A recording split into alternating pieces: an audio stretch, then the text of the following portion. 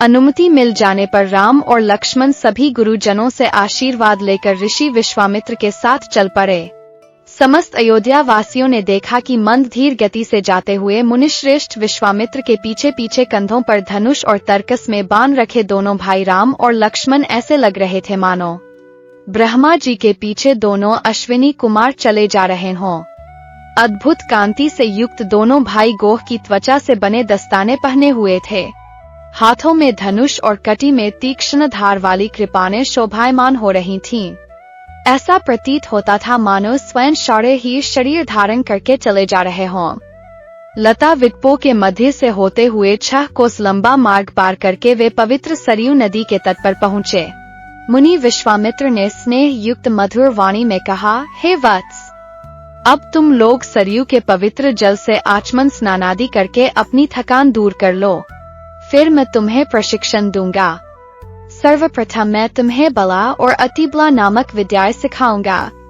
इन विद्याओं के विषय में राम के द्वारा जिज्ञासा प्रकट करने पर ऋषि विश्वामित्र ने बताया, ये दोनों ही विद्याएं असाधारण है। इन विद्याओं में पारंगत व्यक्तियों की गिनती संसार के श्रेष्ठ पुरुषों में होती है। विद्वानों ने इन्हें समस्त विद्याओं की जननी बताया है। इन विद्याओं को प्राप्त करके तुम भूख और प्यास पर विजय पा जाओगे। इन तेजों में विद्याओं की सृष्टि स्वयं ब्रह्मा जी ने की है।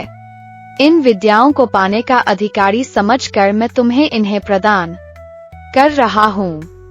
राम और लक्ष्मण के स्नानादि से निवृत्त होने के पश्चात विश्वामित्र जी ने उन्हें इन विद्याओं की दीक्षा दी।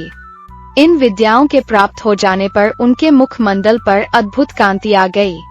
तीनों ने सरयू तट पर ही विश्राम किया। गुरु की सेवा करने के पश्चात दोनों भाई तृणशियाओं पर सो गए। दूसरे दिन ब्राह्म मुहूर्त में निद्रा त्याग कर मुनि विश्वामित्र तृणशियाओं पर विश्राम करते हुए राम और लक्ष्मण के पास जाकर बोले, हे राम और लक्ष्मण, जागो, रात्रि समाप्त हो गई है। कुछ ही काल में प्राची में भगवान भुवन भास्कर उदित होने वाले हैं। जिस प्रकार वे अंधकार का नाश कर समस्त दिशाओं में प्रकाश फैलाते हैं, उसी प्रकार तुम्हें भी अपने पराक्रम से राक्षसों का विनाश करना है। नित्य कर्म से निवृत्त हो, संध्या उपासना करो, अग्निहोत्रादि से देवताओं को प्रसन्न करो, आलस्य को त्यागो और शीघ्र उठ जाओ, क्योंकि अब सोने का समय नहीं है। गुरु की आज्ञा प्राप्त होते ही दोनों भाइयों ने शैया त्याग दिया और नित्य कर्म एवं स्नान ध्यान आदि से निवृत्त होकर मुनिवर के साथ गंगा तट की ओर चल दिए।